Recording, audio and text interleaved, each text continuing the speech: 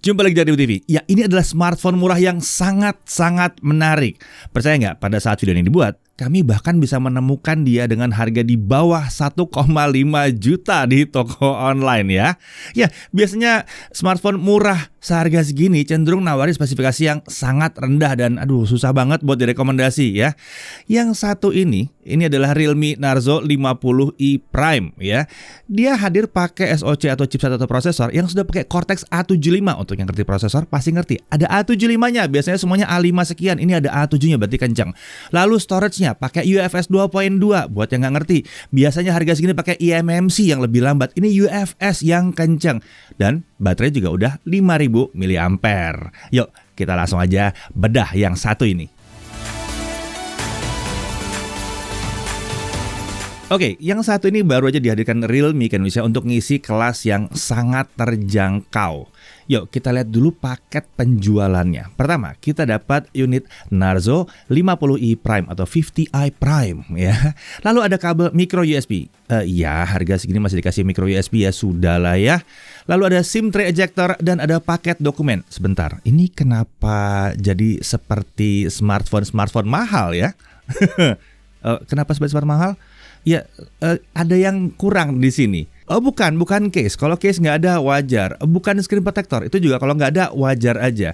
Di sini nggak ada chargernya. Bener, ini nggak ada chargernya.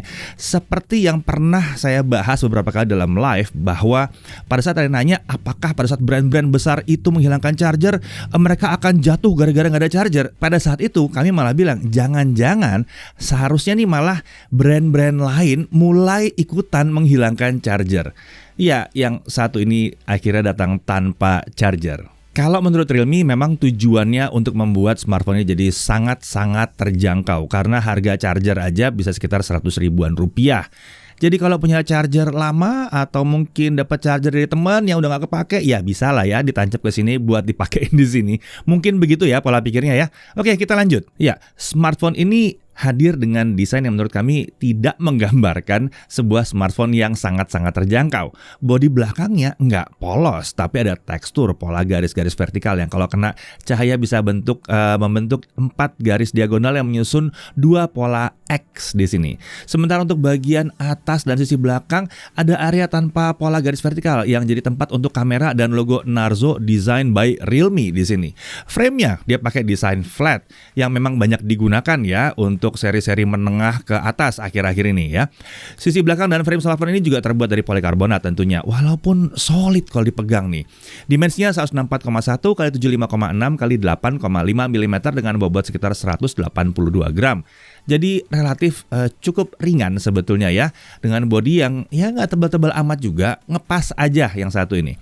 Untuk opsi warna hanya ada 2, yaitu mint green seperti yang kita uji ini, dan ada juga warna dark blue. Oke, kita lihat sini. Di sisi kanan ada tombol power, tombol volume up and down. Lalu di atas ini kosong, nggak ada apa-apa di sini, berarti nggak ada mikrofonnya ya. Di sisi kiri ada SIM tray yang non-hybrid di sini, jadi bisa 2 nano SIM plus 1 micro SD. Dan katanya ini bisa pakai micro SD sama dengan 1 tera. Wow, harganya nggak sepantar sama harga smartphone-nya ya. Lalu di sisi bawah ada audio jack 3,5 mm, ada mikrofon, lalu ada micro USB dan ada speakernya. Ya, satu-satunya speaker di sini. Nah, konektor di smartphone ini memang masih pakai micro USB, tapi ya itu ya, wajar lah untuk kelas harga segini kayaknya ya. Untuk sisi depan, layarnya 6,5 inci.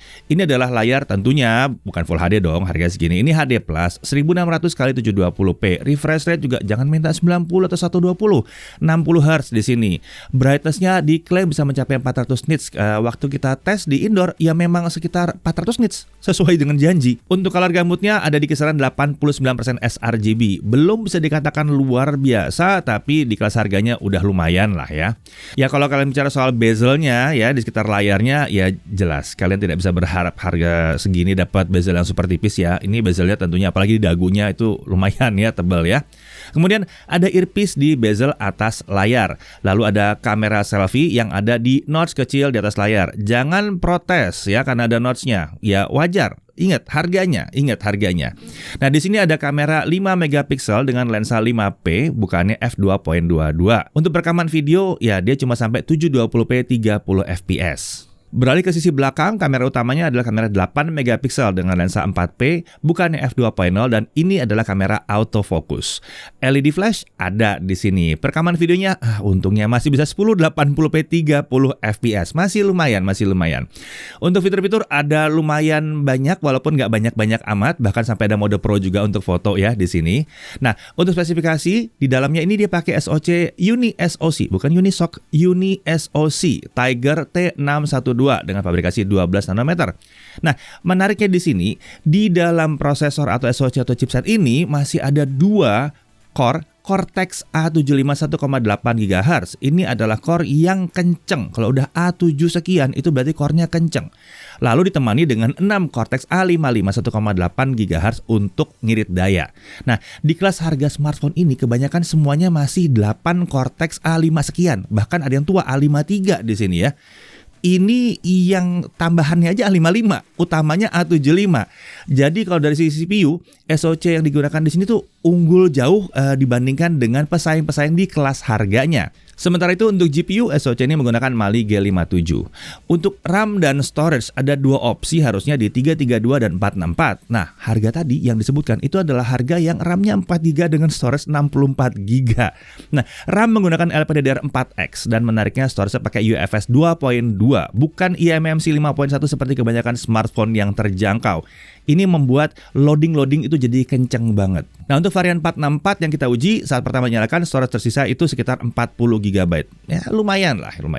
Untuk baterai 5000 mAh. Sayangnya dia hanya support charging 10 watt saja. Tapi ini membuat kita kalau toh butuh charger baru untuk nemenin dia, tidak butuh charger yang spesial amat ya. Rata-rata charger ya bisa ngecas di 10 watt. Walaupun memang sih disayangkan nggak ada charger dalam paket penjualan, tapi itu toh menekan harganya supaya bisa semurah mungkin.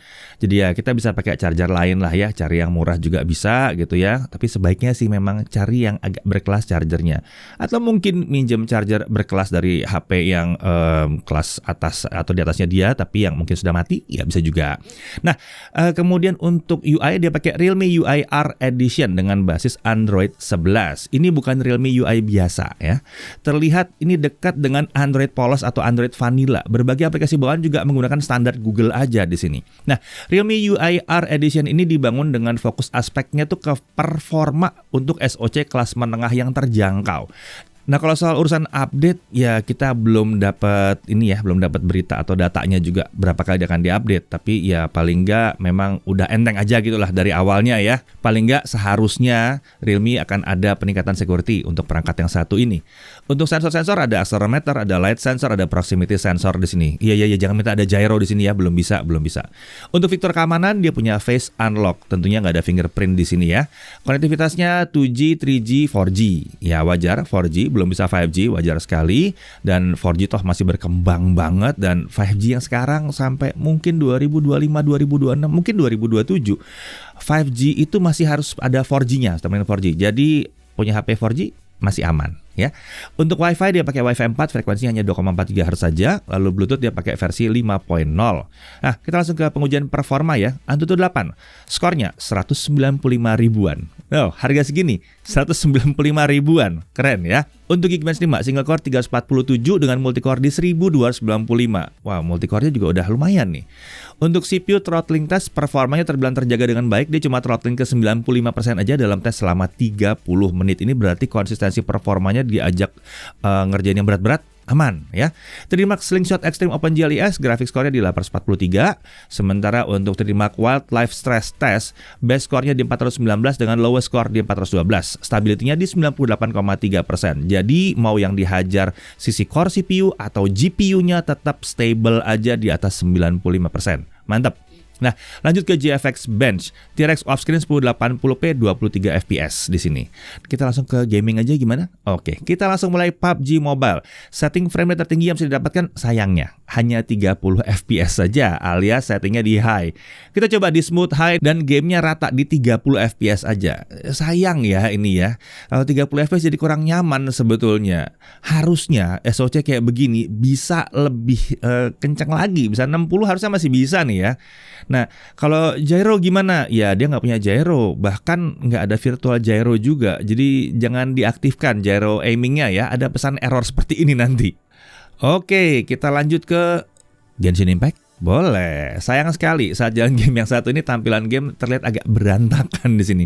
Kita coba nge-restart game, coba verifikasi ulang file-file game dan coba restart smartphone. Sayangnya game ini tetap tidak bisa jalan dengan normal.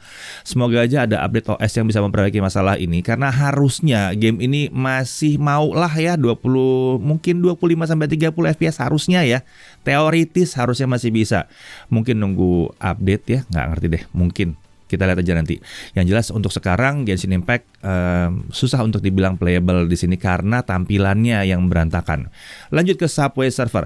Game ini bisa jalan dengan mulus dan lancar di 60 FPS. Bingung?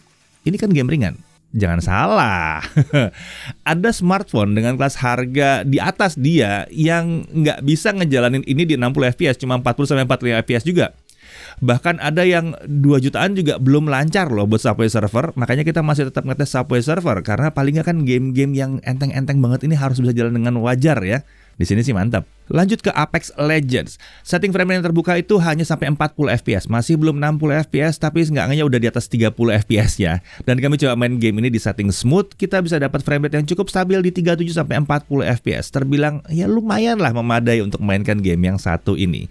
Kita lanjut ke Mobile Legends gimana? Oke, kita coba jalan game ini di smooth HD 60 FPS. Dan ternyata game ini masih bisa dimainkan dengan mulus lancar di 60 FPS tanpa terasa ada penurunan frame rate. Bahkan saat battle yang rame dan kita main sampai 3 game berturut-turut hasilnya lancar 60 FPS terus. Di setting ini game bisa ditangani dengan sangat baik oleh smartphone yang satu ini. Terima kasih kepada SoC kencang yang dipakai. Oke, sekarang kita lanjut ke pengujian kamera tapi bareng sama Chris. Oke, ini adalah contoh hasil dari kamera utamanya.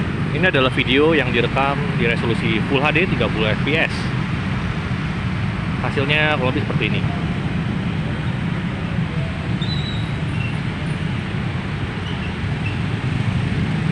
Untuk stabilizer dia belum mendukung ya.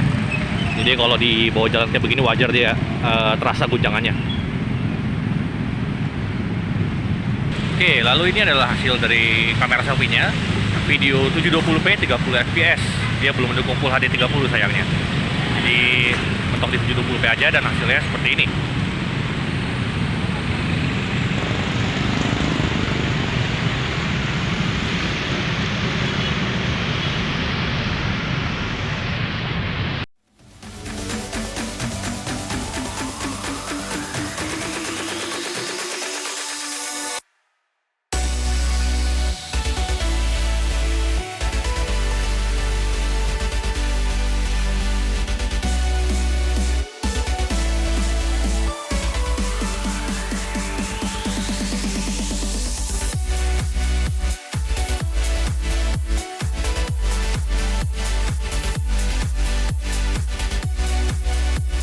Ya, kurang lebih seperti itu ya kameranya ya. Oh ya, dalam menunya itu ada mode Pro, tapi itu hanya untuk foto aja. Shutter speednya dari 1/1000 detik sampai 1/5 detik aja, jadi nggak ada yang 15, 30 detik nggak ada di sini, belum ada ya. ISO sampai dengan 1600. Dan yang menarik di sini ada pengaturan contrast and saturation, jadi masih bisa dicuning-cuning sedikit warnanya ya. Kita lanjut ke pengujian baterai. Untuk lokal video playback 1080p kita masih bisa dapat 18 jam 25 menit. Belum sebaik yang kami harapkan, tapi sudah lumayan lah. Sementara itu untuk streaming YouTube 1080p non-HDR, baterai berkurang 4% untuk streaming selama 30 menit menggunakan Wi-Fi. Untuk TikTokan, baterai berkurang 4% untuk swipe konten selama 30 menit. Sementara untuk charging, kita pakai charging yang support output 10 watt ya, 5 volt 2 ampere. 2-100% full, itu dapat dalam waktu 3 jam 7 menit. Ya emang butuh waktu lama ya, tapi wajar karena chargingnya mentok di 10 watt aja. Jadi memang sebaiknya di-charge waktu tidur aja kali ya. Oke, kalau untuk Netflix gimana? Sayangnya dia masih Widevine L3 aja, jadi mendukung streamingnya SD aja. Jadi kalau mau nikmatin kualitas yang lebih baik, kita mendingan download dengan kualitas yang lebih tinggi terlebih dahulu ya. Untuk YouTube dia support playback sampai dengan 1080p 60 fps tanpa HDR. Dan untuk Wi-Fi sharing apakah bisa? Ini nggak didukung. Wi-Fi hotspot bisa, tapi nge-share Wi-Fi yang ditangkap sama dia itu yang nggak bisa. Nah, untuk haptic feedback ya sesuai dengan kelasnya itu masih terasa agak kasar dan kurang akurat ya, tapi getarannya cukup kuat di sini. Jadi pilihan kalian mau dipakai atau nggak dipakai. Kalau ada yang nanya notch-nya bisa disembunyikan atau enggak? Sayangnya kami nggak nemu menu untuk menyembunyikan notch ini karena Android-nya vanilla banget. Oke, untuk harga resminya gimana? Untuk yang RAM 3GB dengan storage 32GB itu harganya resminya di 1.299.000 ya. Lalu untuk yang RAM-nya 4GB dengan storage 64GB itu resminya di 1.549.000. Walaupun entah kenapa kami nemu banyak di bawah 1,5 juta. Nah, kalau kita lihat storage dan selisih harganya kayaknya mendingan ngambil yang 464 ya. Yang 332 kayaknya udah kekecilan untuk sekarang ya. Oke, hal yang perlu diperhatikan. Pertama, daya tahan baterainya belum sebaik yang kita bayangkan. Kita mengharap sekitar 20-an jam lah paling enggak. Dia masih dapat 18 jam, jadi sekitar 10% lebih boros daripada yang kita bayangkan. Tapi tetap masih lumayan oke sih. Di flagship kan ada yang cuma 15 gitu ya. Ini masih oke jadi ya. Nah, untuk paket penjualannya itu minimalis di sini.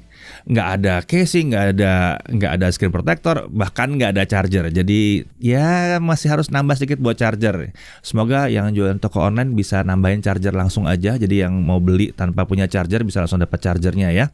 Kemudian untuk kemampuan perekaman video terbilang nggak hebat-hebat amat ya. Tapi ini umum di smartphone dengan Uni SoC. Bahkan kalau dibandingkan dengan smartphone yang pakai Uni SoC pertama kali kita tes, ini kalau dibandingkan ke situ hasilnya sangat bagus sekali kalau dibandingkan sama yang itu. Jadi masih normal-normal aja, tapi emang nggak luar biasa hebat. Lalu untuk fitur kamera untuk foto-foto juga masih kurang gitu banyak ya, walaupun ada manualnya, ada pro-nya juga. Dan kemudian untuk charging dia hanya support 10 watt aja, jadi butuh waktu lama untuk ngisi ulang sampai penuh. Kemudian ya kalau ada yang berharap dia punya fingerprint, sayangnya ini belum punya fingerprint sensor ya, atau fingerprint scanner. Untuk charging juga sayangnya dia masih pakai micro USB, jadi belum pakai USB Type-C ya, mungkin untuk neken harga setekan-tekannya ya. Dan si kelebihannya ya tadi SoC-nya, Uni SoC T612 ini menawarkan performa yang membuat dia jadi punya performa di atas rata-rata kelas harganya. Ini CPU bahkan sudah punya 2 Cortex A75 yang membuat dia kencang multitasking. Wah, asik nih. Ini dibantu lagi dengan storage yang sudah pakai UFS 2.2 bukan eMMC. Jadi loading juga nyaman di sini. Desain body juga tidak menggambarkan sebuah smartphone di kelas yang super terjangkau seperti ini ya. Lalu SIM tray-nya juga udah non-hybrid, jadi bisa pakai dual SIM di sini. Sembari kita mau pakai SD card lagi ya. UI-nya juga terasa ringan dan responsif banget. Ya, pada akhirnya Realme Narzo 50i Prime atau 50i Prime ini kami rasa adalah salah satu pilihan yang sangat menarik di kelas harganya, terutama kalau kalian nemu yang di bawah 1,5 juta itu ya. Khususnya buat kalian yang nyari smartphone yang terjangkau, kameranya untuk foto-foto pun masih oke banget, dan performanya ini tergolong yang paling mantep di kelas harganya. Saya Didi Irfan, Jaga TV TV.